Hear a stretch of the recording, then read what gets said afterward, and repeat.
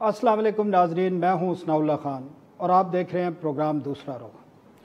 नाजरीन, Rawalpindi ring road मंसूबा जोड़वा शहरों का एक ख्वाब है और गुज़श्ता 2 से 3 दिहाइयों से ये मंसूबा ज़ेर इल्तवा है और अब जब गुज़श्ता 2-3 साल के दौरान इस पर पेशरफ्त हुई है तो इसमें नई चीज़ें सामने आना शुरू हो रही हैं और आए दिन नए नए इंकशाफात हो रहे हैं। 2 ब्यूरोक्रेट्स को गिरफ़्तार भी किया जा चुका है एंटी करप्शन पंजाब की इब्तदाई इंक्वायरी के बाद, और इस इंक्वायरी के बाद जो 2 वज़रा के बारे में एक तो मुस्तफ़ी हो चुके हैं जुल्फ़ी बुखारी और एक वफाकी वज़ीर ग़ुलाम सरवर ख़ान, उस चीज़ की तशरीह ये की गई है इस इंक्वायरी रिपोर्ट की कि शायद उनको क्लीन चिट मिल गई है और उस पर खुशियाँ भी मनाई गई हैं हुकूमत की तरफ से भी और दोनों जो अलकार हैं उनकी तरफ से भी। अब इसमें हकीकत क्या है, इस पर हम बात करेंगे और इसमें मज़ीद क्या आगे कार्रवाई हो सकती है। और ये भी एंटी करप्शन जो पंजाब है उनका है कि किसी किस्म की कोई क्लीन चिट किसी को नहीं दी गई, बल्कि ये मैंडेट उनका नहीं है कि पब्लिक ऑफिस होल्डर के ख़िलाफ़ वो कोई कार्रवाई करें या इंक्वायरी करें, ये नैब का काम है। और नैब को चंद माह कबल ये केस नैब ने ख़ुद इसकी जो है नोटिस लिया था और उस पर इंक्वायरी कर रहा है, लेकिन वहाँ से मुकम्मल खामोशी है और इस केस के बारे में अभी तक कोई बातचीत सामने नहीं आई है। हमारे साथ मौजूद हैं हमारे नुमाइंदा खसूसी रियाजुल हक साहब।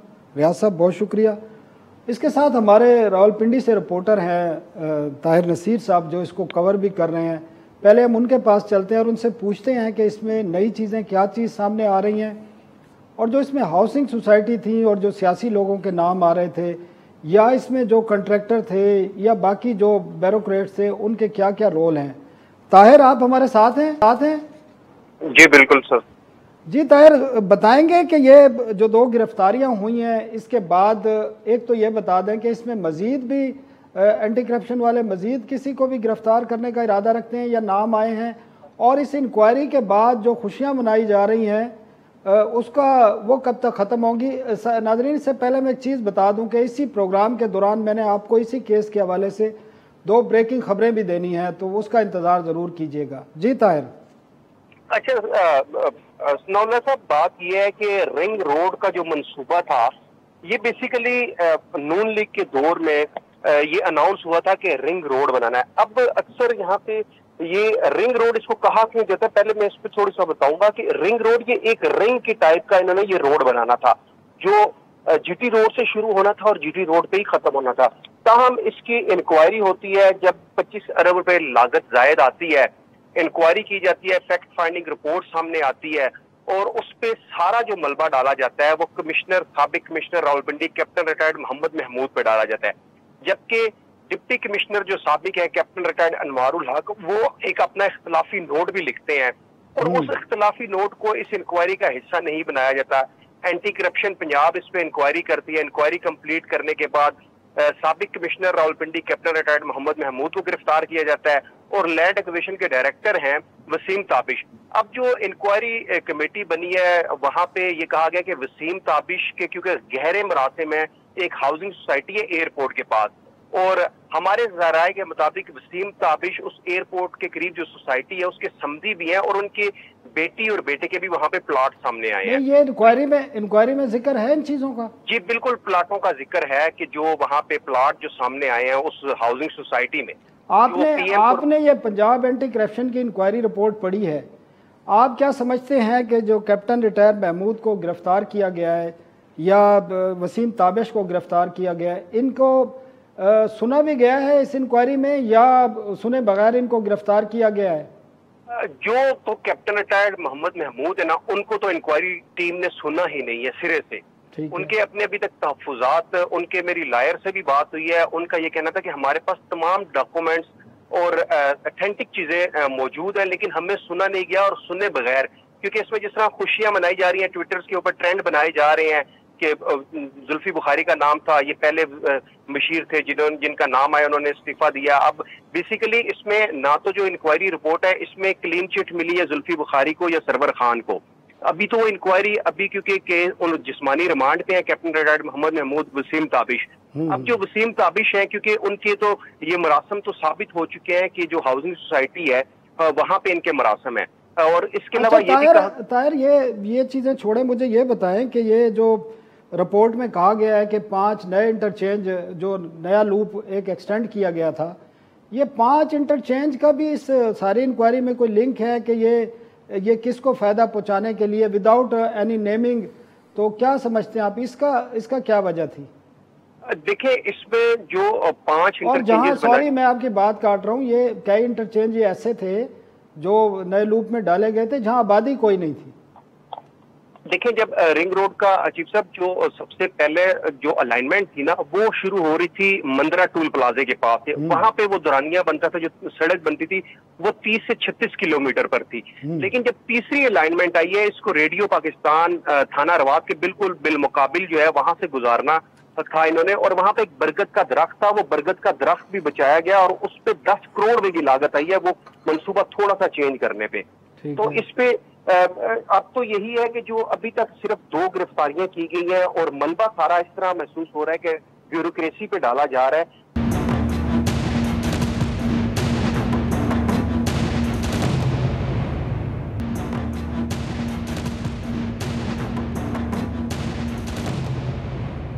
اب اس رنگ روڈ کا آپ نے جو ہسٹری بتائی، میں اس سے پرانی ہسٹری جانتا ہوں، کیونکہ یہ بہت پہلے کا منصوبہ ہے، یہ نون لیگ کے جو لاسٹ دور تھا اس کا نہیں ہے، اس سے پہلے کا بھی پروجیکٹ ہے۔ یہ اس وقت بھی کنسیو ہوا تھا کیونکہ لوگوں کو مشکلات بہت زیادہ ہیں، اسلام آباد ہائی وے ہے، آئی جی پی روڈ ہے، پھر منڈی ہیں، فروٹ اور سبزی منڈی ہیں، اور کافی مسائل ہیں لوگوں کو ٹریفک کی وجہ سے۔ اس کے لیے یہ ماضی میں بھی اس کا کافی سسٹم چلتا رہا ہے، اور اسی طرح سیاستدان زمینیں خرید لیتے تھے پھر بعد میں، اور بیوروکریٹس، اور بعد میں یہ رولے بنتے تھے۔ اب یہ بتائیں کہ اس پہ پرنسپلی، کیونکہ پرائم منسٹر نے بھی ڈائریکشن دی ہے کہ پروجیکٹ ضرور بنے گا، تو اب پروجیکٹ کس طرح بنے گا اور کب تک بنے گا، لوگوں کے لیے بتائیں، صرف مختصر بتائیں۔ دیکھیں جو وہاں کے متاثرین ہیں، رنگ روڈ کے متاثرین، وہ ابھی تک شور کر رہے ہیں کہ ہمیں موجودہ ریٹ کے اوپر پیسے نہیں دیے۔ متاثرین بھی اس بات پہ بازد ہے کہ نہیں طاہر، مجھے صرف بتائیں یہ پروجیکٹ اب بنے گا یا نہیں بنے گا، مختصر سا بتائیں۔ جس طرح کا سینیریو ہے ایسا محسوس ہوتا ہے کہ یہ پروجیکٹ جو ہے پایا تکمیل تک نہیں پہنچ سکے گا، کیونکہ ابھی مجوزہ تھا اور ساتھ اس پہ کرپشن کے چارجز لگے۔ ٹھیک ہے طاہر، بہت شکریہ۔ ریاض صاحب آپ نے سن لیا سارا، تو آپ کیا سمجھتے ہیں یہ گیم کیا ہو رہی ہے؟ پنجاب سے پہلے کیس اینٹی کرپشن کو دیا جاتا ہے، اور نیب پھر ایک دم نوٹس لیتا ہے کہ جو پبلک آفس ہولڈر ہیں اس کا ہم کیس کریں گے، ادھر بالکل خاموشی ہے۔ تو ہوگا کیا عوام کے لیے؟ تو پروجیکٹ پھر ویسے ہی پڑا ہو رہے گا۔ جناب صاحب بہت شکریہ۔ 13 تاریخ کو وزیر اعظم کو اس سارے معاملے کی جو اینٹی کرپشن ڈپارٹمنٹ کے سینئر آفیسرز ہیں، ڈی جی صاحب، ان سب نے بریفنگ دی بڑی تفصیل سے۔ 13 جولائی کو اس مہینے کی، مطلب ان سے اجازت لے کے یہ گرفتاری کی گئی؟ جی بالکل، اور پرائم منسٹر صاحب کو بڑا تفصیل سے بریف کیا گیا۔ اس میں شیخ رشید، زلفی بخاری اور ان کی سسٹر کی جو زمین ہے، شیخ رشید صاحب نے جو 139 کنال زمین لی، اور انہوں نے 139 کنال زمین لی، تو وزیر اعظم سے پوچھا کہ یہ کس طرح لی انہوں نے، تو انہوں نے کہا جی 45 لاکھ روپے کنال کے حساب سے۔ دلچسپ بات یہ ہے، اس میں کوئی ایشو نہیں ہے، وہ ڈیل بالکل فیئر ہے، لیکن اس کے ارد گرد کی زمین 2 لاکھ 2.25 لاکھ روپے کنال کے حساب سے اس کا ریٹ ہے۔ زبردست۔ تو یہ اس پہ تھوڑی سی حیرانی ہوئی۔ اس کے بعد جب آگے چل کے کچھ اور سوسائٹیز کا جو معاملہ دیکھا گیا، تو اس کے جو سینئر آفیسرز ہیں ان کے بڑے ملتے جلتے نام ہیں، جس میں آرمی کے کچھ ریٹائرڈ آفیسرز بھی ہیں، اور جو سب سے سیریس جو سامنے آیا ہے معاملہ کہ سی ڈی اے اور دوسرے جو اس سے اپروول بھی نہیں ہوا تھا، اور میپ بھی پبلک ہو گئے، جس سے اس کے نہ صرف ریٹس میں چیزوں کے جو سوسائٹیز تھی پلاٹس میں اضافہ ہوا، بلکہ جہاں پہ 10,000 پلاٹس بیچنے تھے وہاں پہ 40,000 پلاٹس بیچے گئے، 1-2 ہاؤسنگ سوسائٹیز۔ تو اب یہ طے ہوا ہے کہ اس کو 2 حصوں میں بانٹا جائے گا۔ ایک جو بیوروکریسی کے سے ریلیٹڈ ہے، شہزاد اکبر بھی تھے اس میٹنگ میں؟ بالکل، شہزاد اکبر صاحب بھی موجود تھے، کیونکہ کہا یہ جا رہا ہے ذرائع کے مطابق اس سارے معاملے کو شروع سے لے کر آخر تک چلانے میں، رپورٹ تیار کرنے میں، اس کی لینگویج کی جو ساری لکھت پڑھت سارا کچھ ہے، اس میں شہزاد اکبر صاحب کا بڑا اس میں ہاتھ ہے۔ ظاہر اس کے پیچھے کنسپریسی تھیریز بھی ہیں، لیکن ان کا اس معاملے کو پش کرنا، وزیر اعظم کو تفصیل سے بتانا، معاملات کو آگے لے کے جانا، اس میں شہزاد اکبر صاحب کا بڑا ہاتھ ہے۔ اور کچھ لوگ ظاہر ہے کہہ رہے ہیں کہ اس میں وہ ناراضگی کچھ تھی جس کی وجہ سے زلفی بخاری اور وہ بھی ہوئے۔ آپ کی بات اس لیے بھی ویلڈ ہے کہ جب ایک انکوائری ہوتی ہے تو یہ نہیں دیکھا، اب پنجاب اینٹی کرپشن اگر انکوائری کر رہا ہے تو ضروری نہیں ہے کہ اس نے صرف بیوروکریٹس کا دیکھنا ہے، اس میں باقی چیزیں سامنے آئی ہیں، آپ کہہ رہے ہیں بالکل، اور جس میں بتایا کہ شیخ رشید نے بھی زمین اپنی فروخت کی، جو 2 لاکھ روپے ریٹ تھا وہ 45 پہ بکی ہے، کیونکہ لوپ آ رہا ہے وہاں پہ. بالکل ایسے ہی ہے. اور باقی لوگوں کو بھی بینیفٹ ہوا ہوگا، اور لوگوں نے زمین اس سے لوپ آنے سے پہلے بھی خریدی ہوں گی. اور زلفی بخاری غلام سرور کے بارے میں بھی کچھ بتایا اینٹی کرپشن نے وزیر اعظم کو. جب غلام سرور کے حوالے سے پوچھا گیا تو ان کے جو بیٹے ہیں، پھر اس سے ریلیٹڈ اور بہت سی ان کی فیملی کے ممبرز وغیرہ ہیں، ان کے نام آئے. اگین کچھ ہاؤسنگ سوسائٹیز کے نام آئے جن کی اونے پونے زمین جو ریٹ تھا، اور آل آف اے سڈن جب انہوں نے زمینیں خریدیں اور اس کے بعد چیزیں وہ ساری ہوئیں، تو یہ سارا جو رنگ بنایا گیا، وزیر اعظم صاحب نے باقاعدہ نام لے کے ان وزراء کے، زلفی بخاری کا، غلام سرور خان کا، ان سب کا. ایک بات اور بتا دیں، نیب کیا کر رہا ہے اس پہ؟ جب نیب نے نوٹس لے لیا پبلک آفس ہولڈر کا، اس نے کرنا ہے، ابھی تو تک وہ کیا کر رہا ہے؟ ابھی تک میری اطلاعات کے مطابق، میں نے کل بھی کچھ لوگوں سے رابطہ کیا، نیب فی الوقت کچھ بھی نہیں کیا گیا. اچھا ریاض صاحب، میں اب اپنے ناظرین کو ایک خبر دینے جا رہا ہوں، کیونکہ اس معاملے پر کافی روزانہ ڈیولپمنٹ ہوتی ہے. میری اطلاعات کے مطابق، اور بڑی میں نے تصدیق کی ہے، جو زلفی بخاری ہیں سابق وزیر اعظم کے معاون خصوصی، وہ پاکستان سے جانے لگے ہیں، اور آئندہ 48 گھنٹے کے اندر وہ لندن روانہ ہو جائیں گے. اور کہا تو وہ ابتدائی طور پر تو ان کا یہ موقف ہے کہ شاید وہ 1 ہفتے کے لیے جائیں گے، لیکن کچھ کہہ نہیں سکتے وہ کتنے عرصے کے لیے جائیں گے.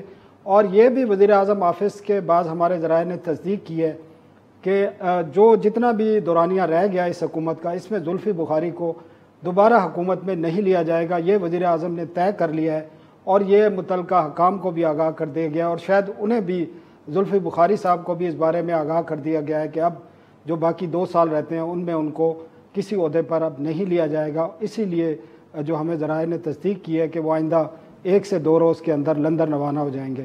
ناظرین، ایک ہم وقفہ لیتے ہیں، اور وقفے کے بعد ہم دیں گے افغانستان کی صورتحال، وزیر اعظم کا دورہ تاشقند، اور تاشقند میں آج وزیر اعظم نے جو گزشتہ روز خطاب کیا ہے، خاص کر افغان صدر اشرف غنی کے الزامات کے بعد جو انہوں نے جوابات دیے ہیں، اس پر ہم بات کریں گے. ہمارے ساتھ سابق سفیر ایاز وزیر صاحب ہوں گے، اور سینئر جرنلسٹ خالد جمیل صاحب بھی ہوں گے، ایک وقفے کے بعد.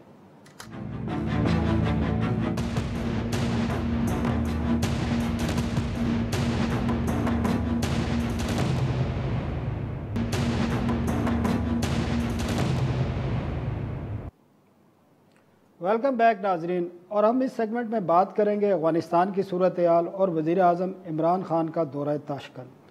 تاشقند میں جو علاقائی کانفرنس ہوئی ہے سینٹرل ایشیا اور جنوبی ایشیا کی کنیکٹیویٹی کے حوالے سے، اس میں افغان صدر اشرف غنی نے پاکستان پر مختلف الزامات لگائے، اور وزیر اعظم عمران خان نے ان کا جواب دیا. ہم آپ کو دکھاتے ہیں کہ خان صاحب نے کیا جواب دیا، دکھائیں جی ذرا. President Ghani, let me just say that the country that is going to be most affected by turmoil in Afghanistan is Pakistan. Pakistan suffered 70,000 people dead, 70,000 casualties in the last 15 years. The last thing Pakistan wants is more conflict. Our economy is finally recovering from one of the most difficult phases which we've been through. And I repeat, the last thing we want is turbulence in Afghanistan.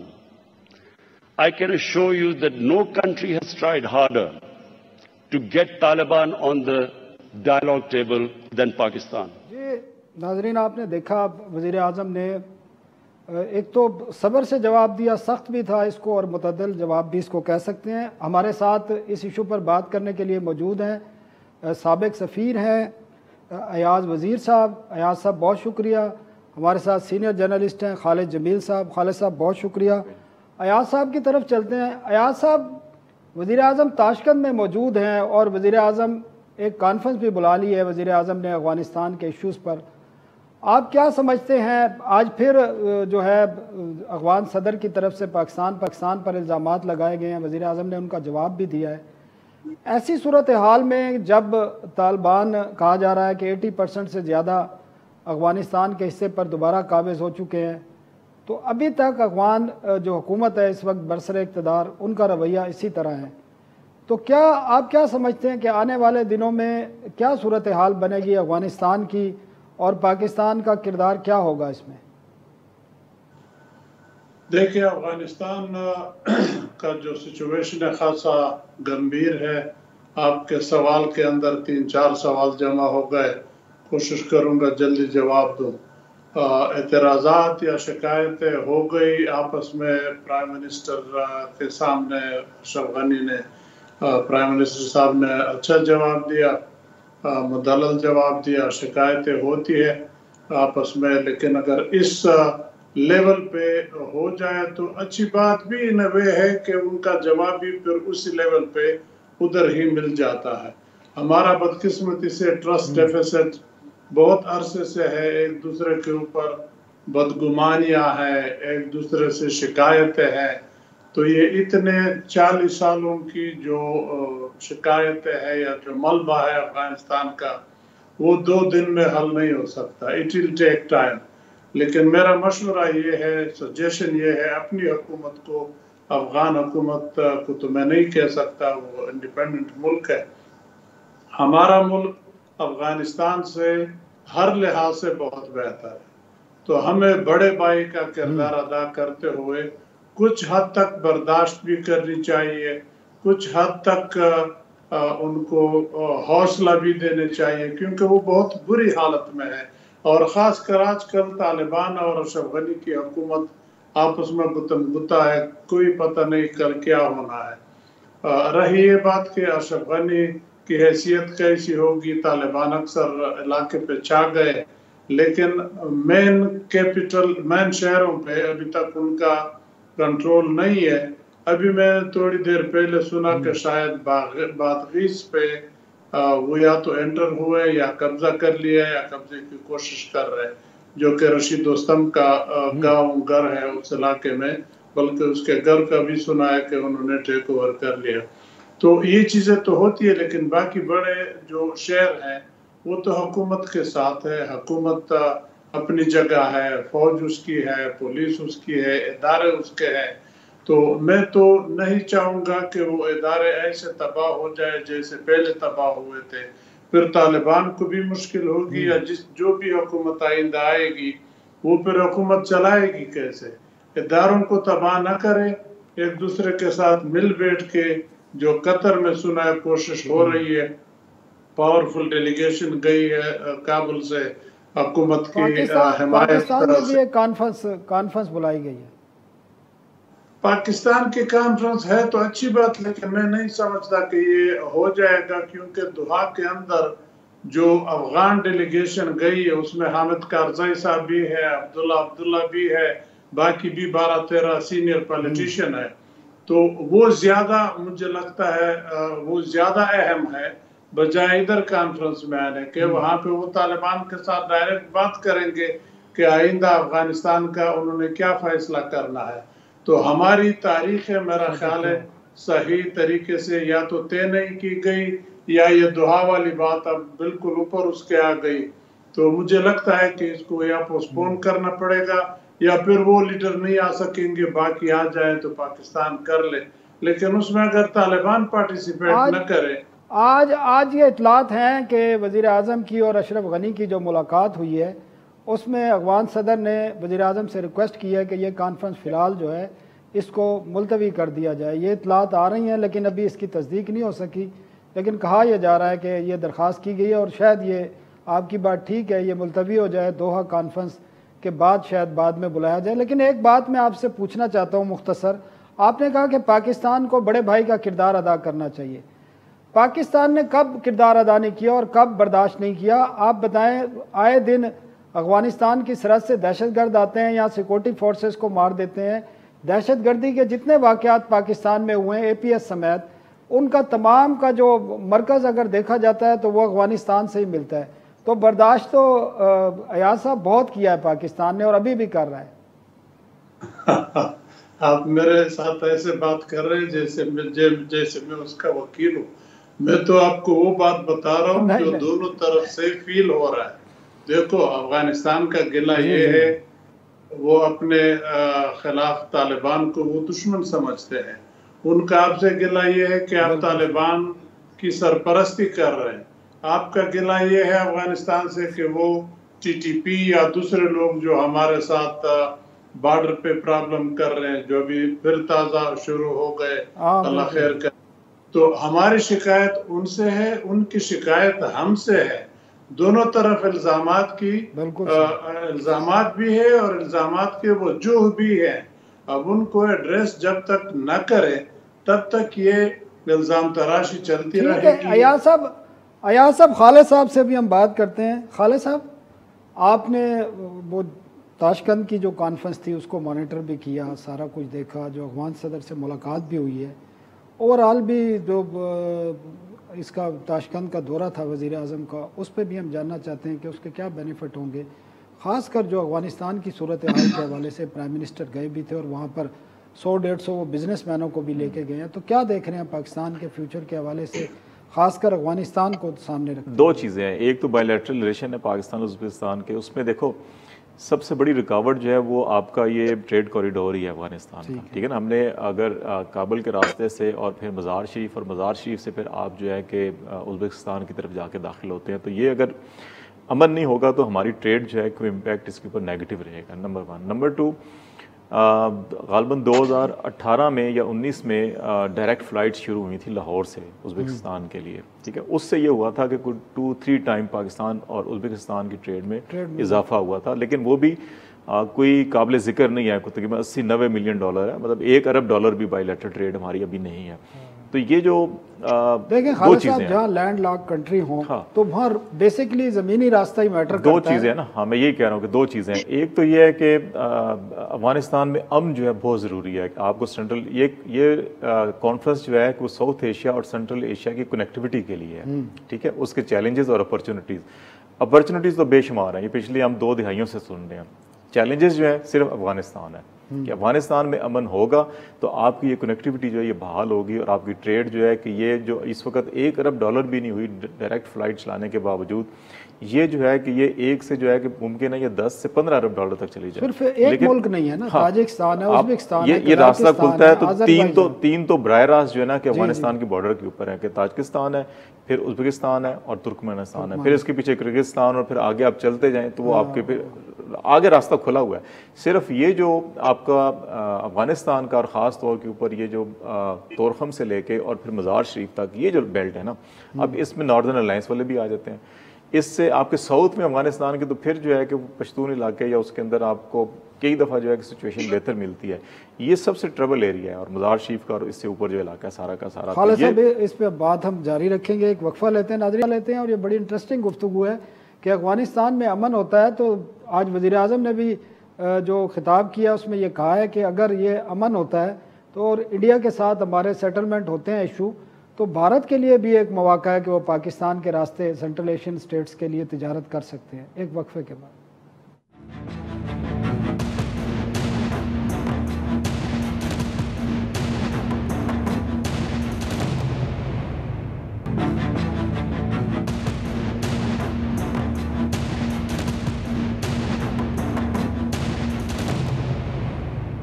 Welcome back नाज़रीन। खालिद साहब, prime minister ने जो Tashkent में conference से खिताब किया उसमें कहा कि भारत अगर जो पाकिस्तान के साथ कश्मीर का इशू है और बाकी तनाज़ात हल करता है तो भारत के लिए भी बड़ा मौका है, और अफगानिस्तान में अमन होता है कि भारत भी सेंट्रल एशियन स्टेट और रशिया तक जाके अपनी ट्रेड पाकिस्तान के रास्ते कर सकता है। और ये एक दोबारा से एक पेशकश थी कि आप ये तनाज़ात हल करें ताकि सबको बेनिफिट हो और अफगानिस्तान में भी अमन हो, क्योंकि अफगानिस्तान में भी उनकी इन्वॉल्वमेंट तो है।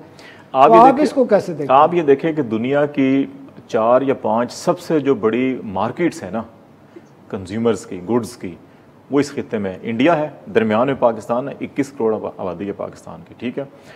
अफगानिस्तान का सबसे ट्रबल एरिया अफगानिस्तान है, उसके बाद अब चाइना भी है, रशिया भी है, सारी सेंट्रल एशियन स्टेट, और इसके पीछे आप अगर आप टर्की के रास्ते यूरोप चले जाएं, ठीक है।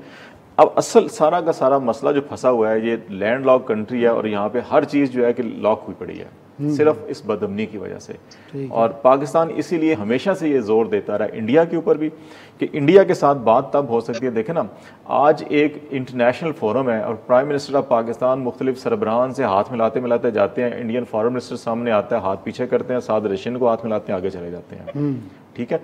अब ये सिचुएशन हुई है, तो इस सिचुएशन से निकलने के लिए आप پرائم منسٹر آف پاکستان سے وہاں ANI کا نمائندہ جو کہتا ہے جی انڈیا سے ایک سوال ہے آپ کے لیے جی کہ ایک طرف بات کی جاتی ہے ایک طرف جو ہے کہ دہشت گردی ہوتی ہے، تو یہ تو کیسے چل سکتا ہے؟ تو انہوں نے کہا ہم تو بالکل سنجیدہ ہیں مذاکرات کے لیے کہ سویلائز ممالک کی طرح بات چیت کریں، لیکن RSS کی آئیڈیالوجی درمیان میں آ جاتی ہے۔ ٹھیک ہے، اس کو نکالنے کے لیے آپ کو یہ جو کشمیر کا مسئلہ ہے ایٹ لیسٹ یہ تو وہ کر سکتے ہیں نا کہ اگست 2019 والی پوزیشن پہ چلے جائیں، باقی تو آپ کے پھر کمپوزٹ ڈائلاگ بھی ہوتے رہے، سب کچھ ہوتا رہا۔ ٹھیک ہے، ایاز صاحب آپ کی طرف آؤں گا۔ ایاز صاحب، پرائم منسٹر نے جو تاشکند میں خطاب کیا ہے بڑی بات کی ہے انہوں نے کہ، اور انہوں نے بھارت کو مخاطب کرتے ہوئے کہا ہے کہ بھارت اگر پاکستان کے ساتھ تنازعات کو حل کرتا ہے تو بھارت پاکستان کے راستے سینٹرل ایشیا، افغانستان اور آگے یورپ تک جو ہے ٹریڈ کر سکتا ہے، اور یہ بڑی پیشکش تھی۔ تو آپ کیا سمجھتے ہیں افغانستان میں اگر اللہ کرے پائیدار امن ہوتا ہے تو یہ معاملات کدھر جائیں گے؟ خاص کر ٹریڈ کے حوالے سے ایک بڑی مارکیٹ کھلے گی پاکستان کے لیے بھی، اور انڈیا کو بھی انہوں نے آفر کی ہے، لیکن شرط رکھی ہے کہ تنازعات کو حل کیا جائے۔ جی سر۔ دیکھیے، کہنا تو آسان ہے لیکن تنازعات کو حل کرنا خاصا مشکل ہے۔ صرف افغانستان راستے میں مسئلہ نہیں ہے، آپ کا کشمیر بھی مسئلہ ہے۔ آپ کے پرائم منسٹر صاحب نے پہلے بھی کہا تھا کہ جب تک کہ کشمیر کا مسئلہ حل نہیں ہوگا یہ راستہ ہم ہندوستان کو نہیں دیں گے۔ تو اب کشمیر کا مسئلہ اور افغانستان کا مسئلہ، میں تو سمجھتا ہوں افغانستان شاید حل ہو جائے، اس کی پاسبلٹی ہے، لیکن کشمیر والی بات خاصی ٹیڑھی ہے، نہیں سمجھتا کہ واپس اس کی وہی سٹیٹس ریسٹور ہو جائے گی جو ہم چاہتے ہیں۔ تو گمبھیر تو ہے، پرائم منسٹر صاحب نے کاش یہ بات نہ کہی ہوتی، کیونکہ ہندوستان نے کبھی بھی ہم سے یہ نہیں کہا ہے کہ آپ ہمیں راستہ دیں، ہم سینٹرل ایشیا جاتے ہیں۔ یہ افغانستان کی ڈیمانڈ تھی ٹرانزٹ ٹریڈ میں کہ ہمیں ہندوستان تک اپنا سامان لے جانے دیں اور وہاں سے سامان اٹھا کے افغانستان لے آنے دیں، اس کو بھی ہم اجازت نہیں دے رہے۔ ہم واگا بارڈر پہ ان کو کہتے ہیں کہ خالی کر کے واپس آ جاؤ۔ تو ہندوستان نے تو کبھی مانگا نہیں ہے، یہ ہم یک طرفہ ان کو آفر کیوں دیتے ہیں؟ ایسی باتیں تو چھپا کے رکھنی چاہیے۔ ایاز صاحب اگر طالبان کی حکومت آتی ہے تو پھر افغانستان کے اور انڈیا کے تعلقات کو آپ کس نظر میں دیکھتے ہیں؟ اور پھر جو ٹریڈ ہو بھی رہی ہے اگر افغانستان اور انڈیا کے درمیان، اور باقی بھی جو NDS کے ساتھ راہ کا ایک جوڑ ہے، تو ان تمام چیزوں کا آپ کیا فیوچر دیکھتے ہیں اگر طالبان اقتدار میں آتے ہیں تو؟ دیکھیں، اگر طالبان اقتدار میں آتے ہیں تو ظاہر بات ہے طالبان کو بھی پہلے یہ سوچنا پڑے گا کہ دنیا کے ساتھ ہم کیسے چلیں گے۔ دنیا کے ساتھ ہم جیسے باقی ممالک میں لوگ حکومتیں چلتے ہیں اسی طرح چلیں گے، یا ہم جیسے پرانے تھے اسی طرح اسی خول میں آگے بڑھیں گے؟ تو وہ تو دنیا کو منظور نہیں ہے۔ اور اگر دنیا کے ساتھ انہوں نے چلنا ہے، اپنے اندر گنجائش پیدا کر لی، تو دنیا بھی ری ایکٹ کرے گی، ان کے ساتھ تعلقات رکھیں گی، ان کے ڈیولپمنٹ میں مدد کرے گی۔ جہاں تک ہندوستان کا تعلق ہے، ہندوستان کے بارے میں طالبان کے ریزرویشن خاصے سنجیدہ سیریس ہیں۔ کل کا بیان تھا، آپ نے دیکھا ہوگا، جو افغان سفیر نے دلی میں بیان دیا، اس پہ طالبان کا بڑا اسٹرانگ ری ایکشن آیا۔